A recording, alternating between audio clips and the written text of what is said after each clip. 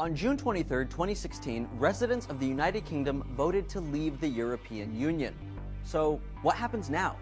Well, to be honest, we don't know. This is absolutely unprecedented. This is as if Texas actually managed to secede from the United States. So far, there have been several immediate effects.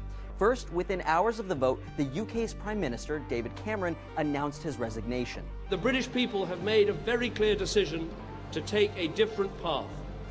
And as such, I think the country requires fresh leadership to take it in this direction.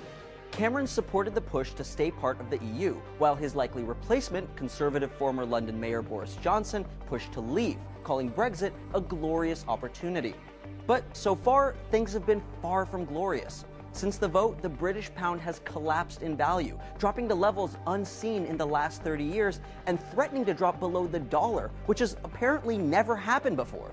The euro, too, saw a steep but less severe drop. And when the London Stock Exchange opened on the morning after the vote, the top 100 companies had collectively dropped more than 500 points, the largest fall since the 2008 economic crisis.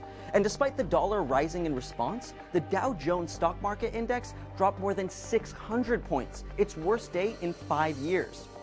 Although the stocks have slightly recovered following the initial panic, the future of the UK's economy does not look good. London is the most important financial center in Europe, and financial markets account for 10% of the UK's GDP. But by leaving the EU, the UK will no longer be party to the EU's financial regulations, making it impossible to rely on for financial investment until new regulations are established. Many economists say that this will significantly damage the UK and EU economies. In one scenario proposed by the International Monetary Fund, by 2017, Britain will fall into a recession, and unemployment could hit 7% by the following year, coupled with severe inflation. Although, as a result of the pound being cheaper, trade will likely rise, although that's not necessarily worth it for UK residents. And while we've talked about other countries following the UK's example of leaving the EU, one unexpected result from the referendum showed that the majority of Scotland voted to stay. This is because when Scotland held their own vote to leave the UK back in 2014, many agreed to stay under the assumption that the UK would remain part of the EU. Now, that's no longer the case, so it would be unfathomable for Scotland not to hold a second referendum, and it's likely they'd finally gain their independence. Similarly, UK-controlled Northern Ireland is already discussing unification with the rest of Ireland, nearly a century after their division. So the question is, how did this all happen? Why would the UK vote for something with such negative consequences? Well, in a nutshell, age. 75% of 18 to 24-year-olds voted to stay, compared to less than 40% of those over 65. Some have referred to the results as the older generation voting for a future that the younger generation doesn't want. Some suggest that older voters were swayed by arguments that there would be more money available for their health care and that it would help restrict immigration. Meanwhile, many young voters hope to stay and reap the same benefits as their parents, such as free travel throughout Europe and greater educational and economic opportunity. We spoke with several people living in the United Kingdom to get their take on the situation. It's a sense of a shock, but also recognising that the country is really divided. To be brutally honest, I'm a bit heartbroken about it all. It feels like a bit of my kind of national identity has been taken away from me. I think now that we're out of the EU, it doesn't stop us from continuing to be a very united kingdom.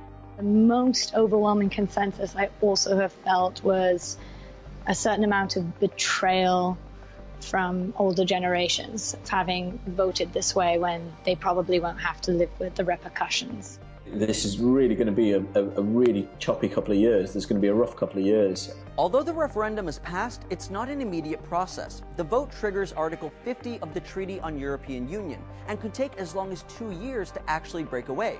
Already, UK residents are calling for a second referendum. But the immediate effects are devastating, and there's no question that both the United Kingdom and the European Union will be changed forever. But that may not be the last breakup of the European Union. Italy, France, Holland, and Denmark have also called for referendums in the aftermath of the Brexit vote.